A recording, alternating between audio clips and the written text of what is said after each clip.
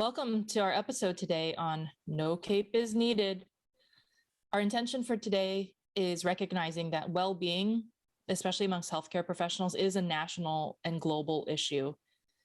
So we have this parallel situation going on, having had high rates of moral crises and burnout amongst healthcare professionals already going into the pandemic. And then the pandemic really just worsening the situation all around. And that the pandemic worsens the situation for all humans and highlighted a lot of the issues and problems that our society has. We hope you'll discover that the solutions to unwellness or human health, wellness, and well-being are systemic, but they are also about individuals and they are also about communities, and that really it's an issue of humanity and common humanity, and those solutions will take all of us working together for the greater good. We hope you'll discover that we are stronger from a place of common humanity and perhaps even our own fallibility and shortcomings, and that we are stronger in terms of finding solutions to well-being when we don't bring in victims, villains, and superheroes. The takeaway of this episode is twofold. There is hope, and it's complicated. I'd also like to add that it isn't an either or situation when we are talking about well-being efforts. It really is a intertwined effort that needs to be recognized between both the individual level as well as organizational and systems-based levels. And I think that integration is really the key to moving the needle on well-being in healthcare professionals. And if we take it outside of healthcare professionals, I'm just thinking of the recent gun violence, et cetera. And the solutions are political and integrated and cultural and societal. And again, even there, it's working together to create solutions and to create a more just and humane world, honestly. We like to talk about the use of words and language, and I wanted to also pause here to reflect upon our purposeful, intentional choice of using the word well-being to discuss this broad topic as opposed to the word wellness. And that shift for me really came when Dr. Patricia Luck from University of Rochester Mindful Practice Programs came to our Mindful Healers panel on well-being for trainees. And she brought up some interesting points that wellness is something that you almost try to strive for, that there is a quantity regarding wellness, whereas well-being, and really using the word well-being, since we are human beings, I think that describes what we are trying to facilitate much better than something that is just something that we have to constantly do and strive for. So I just wanted to have a discussion about well-being versus wellness in words that we choose.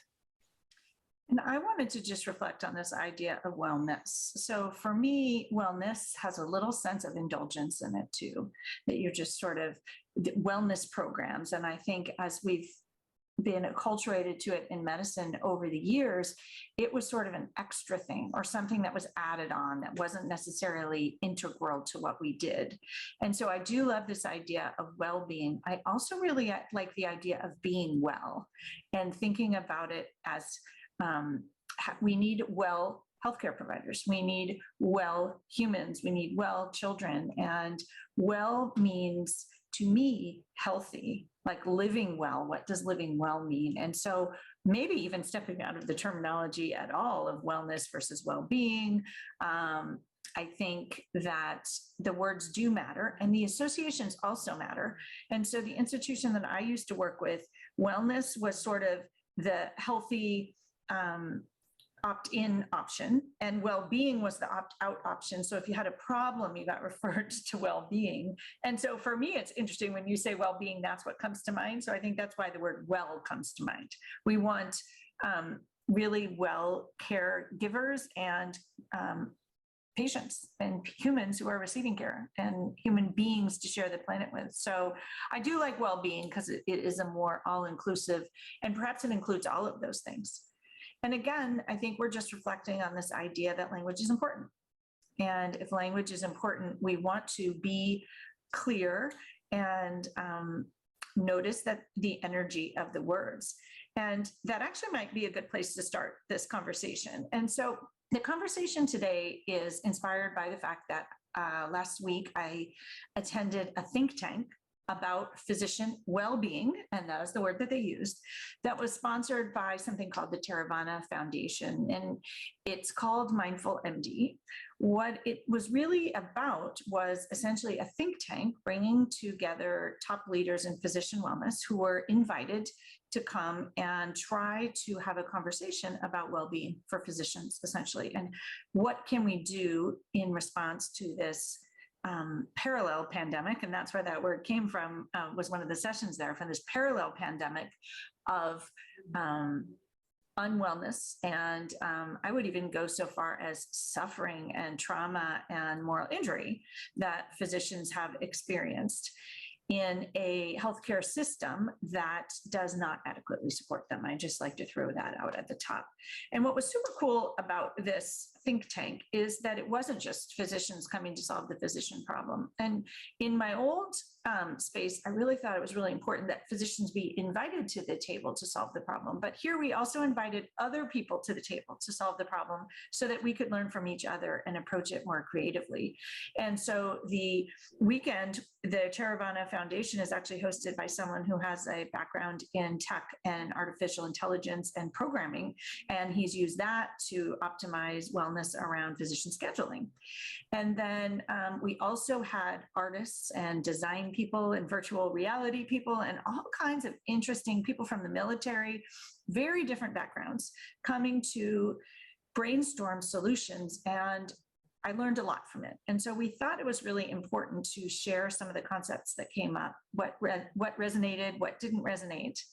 And one other thought that I wanted to add here is that it came up in this conversation that it is an issue that's not just in each of our clinics and each of our hospitals and each of our health systems or in the United States, but it's a global problem. And that COVID really brought this up, and that people in healthcare are struggling all across the world, and that there is, similar to a lot of the disparities that we see in our culture everywhere, it's also true in hospitals. And one person who attended brought this up, and it was just something I hadn't thought about, and I wasn't going to talk about it later, so I want to bring it up now, is that places during the pandemic were hit in different ways. And so different cities were experienced it differently. Different hospitals had different resources. And if you went to border towns or Indian reservations, were hit in an inequitable way. So not only did more people get COVID and suffer, but the people taking care of them also, in most cases, had less resources and suffered even more injury and trauma and grief than we talk about. So even among subspecialties, there were very different experiences of COVID as well. And then just wanting to highlight that health disparities already very apparent prior to COVID, but the COVID pandemic definitely just highlighted the inequities already present in the social determinants of health. And that this is not a competition of grief and suffering in any way. It's not comparative suffering, but just to acknowledge that when we look at this problem, it is, again, and we referred to this in the beginning, a human problem, and it needs human solutions, and it needs humans to come to the table with our human hearts and our human minds to solve the problem. Suffering is part of common humanity. And that brings to mind the thought that we don't have to make the suffering go away. I think that working in healthcare inherently involves suffering. It's not supposed to be inherently happy and joyful necessarily. It doesn't mean that it's not meaningful and it's not worthwhile, but it isn't necessarily designed to be joy-filled. And just, I think as I reflect on this, that may be one of the reasons that we struggle so much. Many of us were trained to think that, this was our calling and it was going to be a calling full of joy. And it's not necessarily. Bad things happen and are expected to happen. And we can do our absolute best and they still might happen. And so that is a bit of a setup for not feeling good about what we do. So what did you learn that was new and inspired after you've been in the well-being space for decades now? So one insight that I wanted to share was this concept that no cape is needed. And that's why we named this podcast, No Cape is Needed. And this discussion came up as a discussion. Is the superhero cape that physicians were given and people in healthcare were given, nurses were given during COVID helpful? Or is it harmful? And the overriding end point of the conversation was that, in fact, it's actually harmful, because when we present ourselves as heroes, maybe it feels good, but we're actually humans and we are not superheroes holding a train back like Superman. And when we are seen that way, people expect us to act that way and not need sleep and not need time with their families and have the strength and fortitude to hold the train back, which is unrealistic for a human. And so when there are not human expectations of us, we end up in a very difficult spot. The other thing is that the flip side is also true, that if we're considered a hero, it also invites a lot of imposter syndrome in many people, that we can't, because we don't actually show up as a superhero because we're not. And therefore, if other people are doing it and we're not, we might be inadequate. And so I see it happen on both sides, that you can do everything right and things will still go wrong. That's human nature. And yet for superheroes, things don't go wrong. They can hold the train, they can hold up the buildings. And that is not really the role of healthcare providers. It's to be healers and to practice the art of medicine and human connection. And while I see the benefit of thanking people and gratitude and appreciation, that's very different than labeling us as a superhero. It's a little bit like putting bricks in our white coat and just having us carry around these heavy bricks of being a hero. I'm curious what your thoughts are on that. Yeah, the bricks can become bricks of expectations that actually weigh us down. Some of those bricks have been placed by society and some of those have been placed by ourselves. Yeah. And so to me, if we go back to this idea of common humanity, and interestingly, we'll talk about this. We're going to do a second episode where we talk about outside perspectives, but in the design thinking workshop, my prototype ended up being a whole advertising campaign about doctors as humans and celebrating us as humans and celebrating us at farmers markets and taking care of our children and practicing yoga and being the humans who need care just as much as anyone else. And so it's this idea that common humanity allows us to connect with our patients. If we're humans and they're humans, the relationship is much more important. And that brings us all joy and value and just that like inherent human goodness. It also likely, if we're human and they're human, my hope is it will decrease lawsuits. So the cape is not helpful from a litigious malpractice point of view either. And then the other thing is that we're all suffering. And so if we're all suffering together, we don't have to have that angst. We're just in it together. And so it feels much more like a team sport, which is one of the other things that I really was reminded of in this session. And beyond physicians and beyond healthcare solving well-being is a team sport globally and nationally. And we should include all the other areas and arenas and solutions where we found things that are healing and helpful, and not just look within our own. It's not just an EMR problem. It's not just a hospital problem. And we can bring solutions to it that, mindfulness would be an example, because mindfulness helps physicians, mindfulness helps patients, mindfulness helps improves health, improves depression, improves anxiety, that lessens the need for care, it improves communication, it would likely decrease violence. And so when you think about it in that way, the solutions just broaden out and out. And so anything we can do to come back to our shared reality is beautiful. And just reflecting a bit on this cape notion too, that if you have superheroes, you usually have victims, you usually have villains, you have all of this sort of competing interests, which doesn't get us to our best selves and our most creative solutions. And so I like to honor that the system's 100% broken. Doctors don't have adequate resources. We have a traumatic education system. The laws are not there to protect us, and COVID has exacerbated that. But that's where we are. And rather than looking at the villains and the causes, let's look at what works and how we can solve it. And I'll talk a little bit more about that, because to me, that was really very much a lesson from other industries where they really focus on strengths. And in medicine, we really focus on what's broken. And so that will be the follow-up podcast. But I think the main thing that was really new to me was this concept of the cape could potentially be harmful. And you've been in the physician well-being space since its inception in 2002.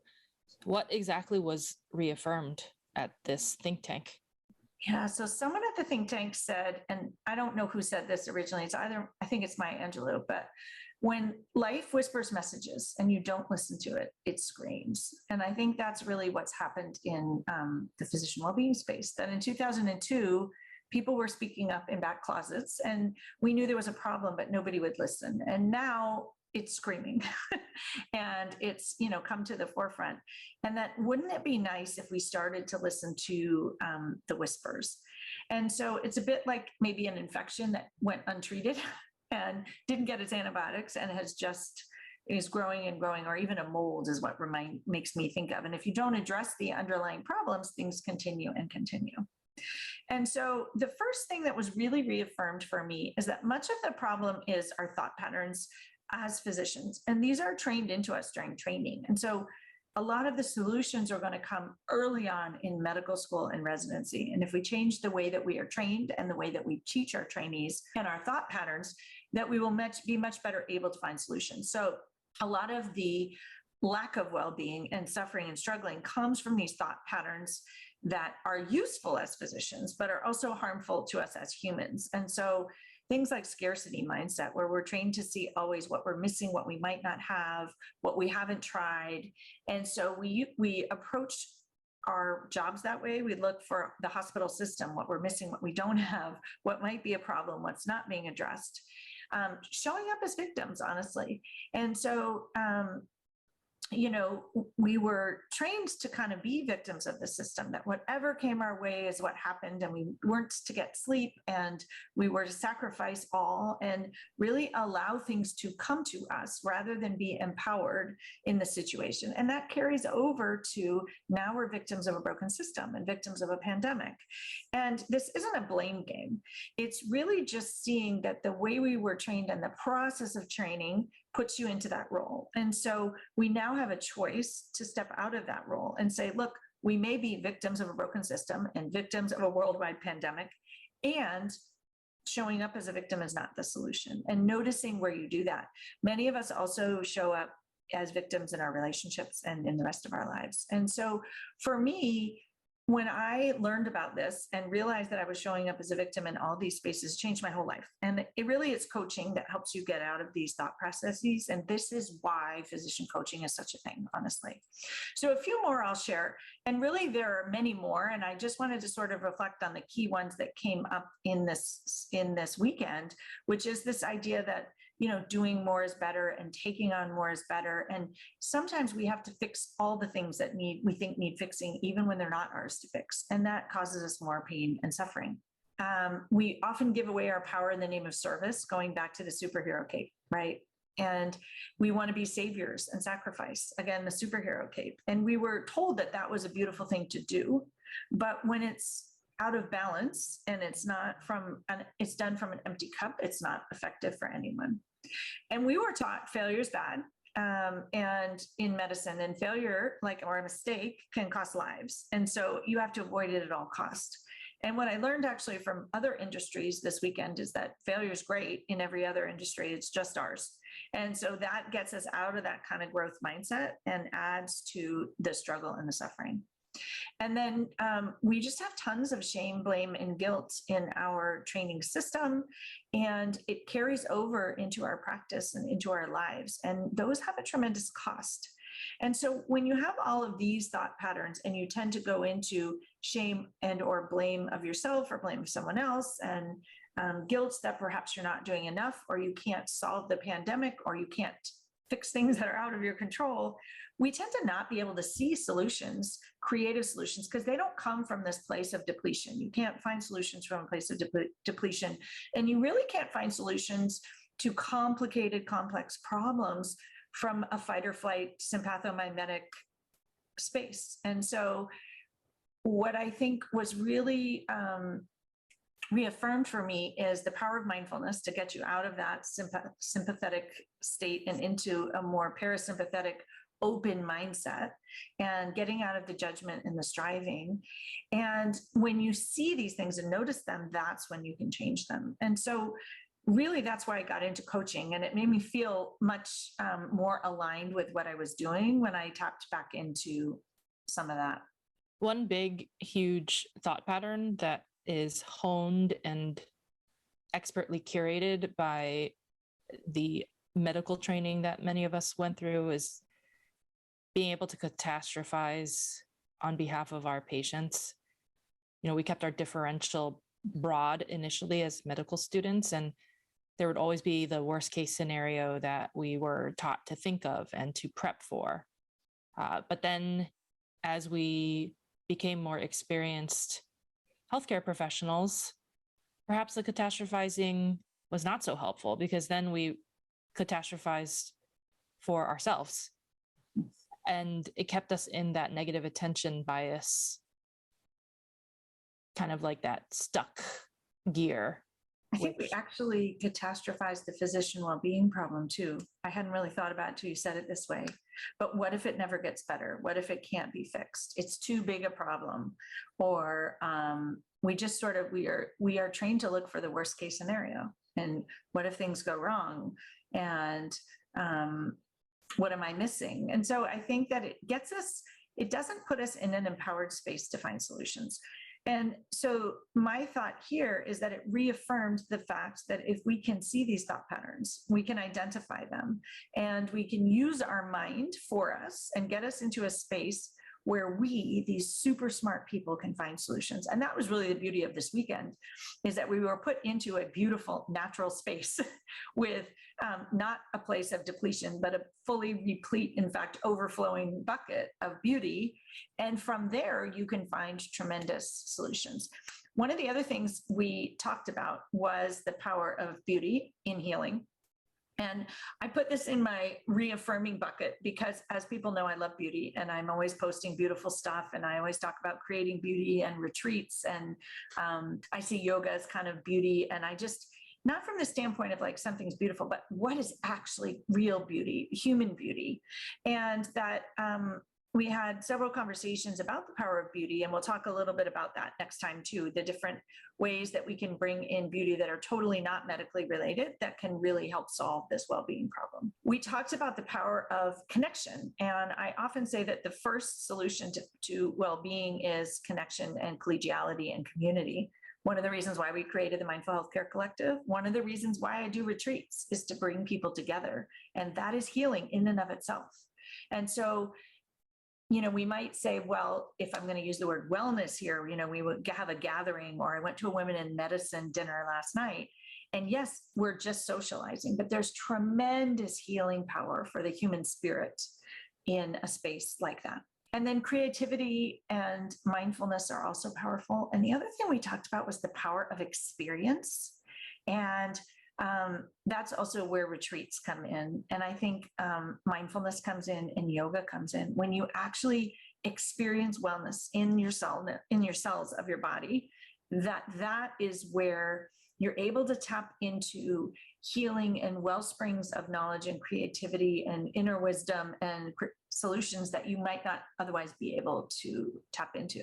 And I want to highlight that we're not proposing that yoga and mindfulness be the only solutions to the well-being issue. However, both you and I as practitioners have created space for ourselves in such a way that we can become the change that we want to see because of our practices in changing the way our nervous systems were wired. Well, they're one piece of the solution. Exactly. Invoking the neuroplasticity in an intentional way. And there are other ways, of course, to do that as well. But these two modalities still remain very, very evidence-based. And we're going to talk in the next episode about that neuroplasticity and ways that you can tap into it from outside of medicine. And whether yoga and mindfulness are inside of medicine or outside medicine, I feel them kind of bridging the gap. But there are lots of people working on up-leveling the parasympathetic nervous system, knowing it's healing and knowing it can both help us respond to trauma and prevent trauma in difficult situations. And so it's a tool. And why wouldn't we use a tool that's helpful? So the other thing that came up over and over again at this retreat, and again, I'm saying, I guess it's a think tank. It's a cross between a think tank and a retreat. I think we call a retreat any place that's beautiful. And why this keeps coming up is because it was in nature. And actually in every strategic design session and in every panel discussion, nature came up as healing. And so again, one of the reasons that we offer retreats in nature, one of the reasons that we practice mindfulness in nature. And nature is something that we've talked about many times. It's available to all of us, even if it's just a tree outside the window. And so remembering that nature is powerful and creating spaces with nature, finding space for yourself to be in nature, even if it's stepping outside and getting a breath in the ER stairwell in the midst of something. And to me, all of this also applies to our patients, reminding our patients of the power of nature. And in that previous episode where we talked about the power of nature, we talked a bit about this nature deficit syndrome in children. And we think it's one of the reasons that we have so many health problems and such an obesity problem. And a lot of screen addiction has led to kids not being in nature. And now we're seeing more anxiety and depression. So there's a lot of science around this. And so using nature, which is something that has always seemed just the key to me, but I was so grateful to hear from 20 other brilliant minds that they also believe that nature is one of the most potent healers. And someone actually described that as humans, we are animals, and animals live in nature. And like we've taken ourselves out of nature. And if you put yourself in a hospital environment, you are truly out of nature. Like there's gray walls and all of these things. And so that nature is healing to our nervous system. It's healing to our spirit. It's connecting. It helps us connect to ourselves and to others. And so that was just a beautiful thing that came up. A couple of other things to bring up are the importance of language, which we talked about. And we talked a bit about negative language in healthcare and, whether words like troops and the front line and being on Jeopardy call and like all the language that we use to speak about our roles might be helpful, but it might not. And so just being careful in the language that you use. And I think the conversation about wellness and well-being is really important, is really helpful there. And then this idea of focusing on our strengths rather than always focusing on what's broken. And this has been a passion of mine, is really looking at what works. And if something works, replicate it and do more of it. And looking at what you're good at, looking at the positives. It's getting out of that negative attention bias that we're always so trapped in. And as always, we like to close our podcast with some reflection questions for you. Have you embodied a superhero persona? What if you dropped the cape? What thought patterns and habits do you practice that were taught during training, but perhaps doesn't serve you anymore? How can you bring more nature into your life? What are your thoughts about using the words well-being versus wellness? And what do you think is the one thing that you could do to improve your own well-being and the well-being of others in the world? Join us to connect in nature at our very first Mindful Healers retreat, to experience this together in community, to create space for yourself so that you can become the change that you want to see. And if that retreat doesn't work for you, join me at several of the other retreats that I offer. There's one-day retreats and 4 and 5 and 6-day retreats. Figuring out what works for you is key to optimizing your own well-being.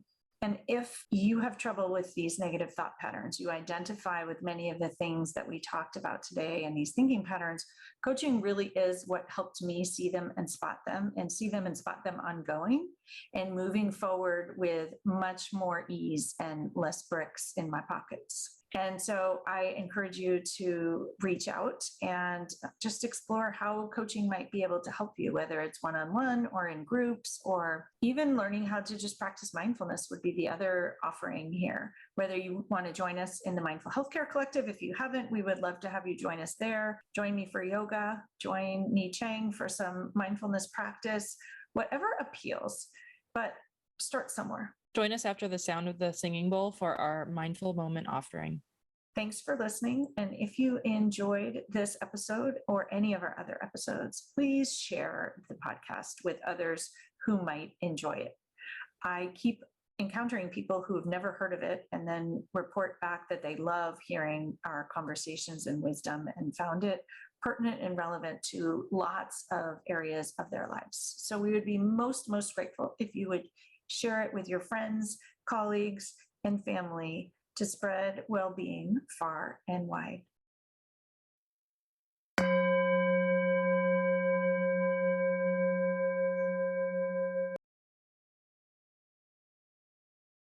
Welcome to today's mindful moment. Today's mindful moment is short because that's often what we need in the midst of a busy day. An offering that we can focus on our breath and pause and be present, even for a few moments, and have amazing benefit. So wherever you are, take a moment to find a comfortable seat or pause and stand straight and tall. Notice your feet upon the floor. Notice your sit bones on your chair. Tilt your pelvis forward and stack and align your spine. Take a moment to find some comfort. Take in a deep cleansing inhale through your nose and an exhale through your mouth, letting go of stress. And we'll take 4 deep breaths together. Equal inhales and equal exhales, equal parts breath, or samavriti we call it in yoga. We'll breathe in for 4 and out for 4. In for 4 and out for 4. In for 4 and out for 4. In for 4 and out for 4. And notice for a moment how you feel. If your eyes are open, close them to give your eyes a rest and a break. Bring a hand to heart and the other hand to top. A check-in. Notice how your heart feels. Notice that you have a heart. Notice that it's beating perhaps, or if you can't feel it, press that heel of your hand in gently. Send yourself some compassion, release some oxytocin. Take in an inhale once again. And an exhale, let it go.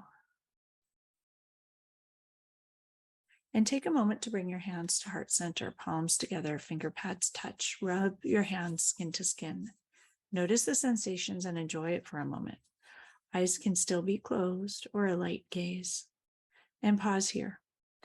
Press your thumbs into your sternum, connecting into your heart space, honoring your humanity as a whole and healthy human who has human needs and desires, who is fallible, who has thoughts that may or may not serve you.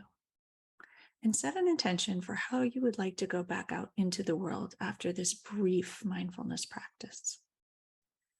Perhaps you'd like to show up with hope. Perhaps you'd like to show up buoyantly. Perhaps you'd like to show up humanly. Perhaps you'd like to show up with love. Take an inhale and an exhale, let it go. lower your hands, and open your eyes. And give yourself a moment to accommodate. Let the light in, coming back from a dark space, coming back into this busy world after a moment of quiet and a moment of breath. And take a moment as you accommodate to notice how you feel.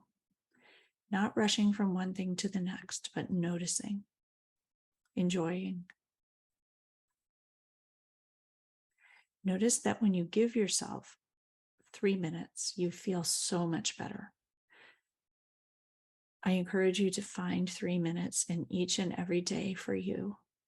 Take a few breaths, match the inhale and the exhale to uplevel that parasympathetic nervous system, help you find calm and focused, and increase your energy. Not because you have to perform at a higher level, but because it feels better and you're worth it. Have a beautiful day, and we'll see you next week. Namaste.